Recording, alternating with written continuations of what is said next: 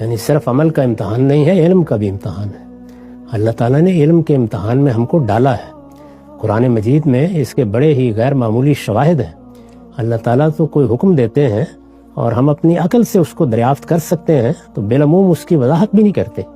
اس کی بھی بڑی غیر معمولی مثالیں قرآن میں ہیں۔ اللہ تعالیٰ نے پہلے مرحلے میں چاہا کہ لوگ خود غور کریں، کوئی رائے قائم کر لیں۔ اگر نے رائے قائم کر لی ہے انہوں نے، اس میں کوئی بڑا فساد نہیں ہے اور دو نقطۂ نظر ہیں تو اس سے بھی کوئی فرق نہیں پڑتا۔ بار بار پوچھا ہے تو پھر کسی چیز کی وضاحت کر دی۔ اس کی سب سے اچھی مثال میراث کے احکام ہے۔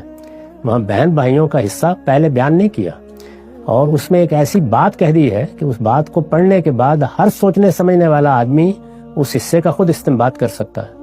خاموشی اختیار کر لی، پوچھتے رہے لوگ۔ پھر آخر میں وہ آیت اتری ہے جس کو آیت السیف کہتے ہیں۔ سورہ نساء کے آخر میں ایک ضمیمہ ہے جس میں سوالوں کا جواب دیا ہے، اس میں آخر میں وہ آیت رکھی ہے تاکہ یہ معلوم رہے کہ یہ ہم نے چھوڑ دیا تھا، لوگوں کو اس امتحان میں ڈالا تھا، وہ اس میں کامیاب نہیں ہوئے تو پھر ہم نے ان کی رہنمائی فرما دی۔ تو اس لیے علم کا بھی امتحان ہے، عمل کا بھی امتحان ہے۔ یہ مطالبہ صحیح نہیں ہے جو لوگ باز کرتے ہیں کہ فلاں بات ایسے کیوں نہیں بیان کر دی، ایسے کیوں نہیں بیان کر دی۔ وہ آپ کو اس پر غور کرنا ہے، اس کو سمجھنا ہے۔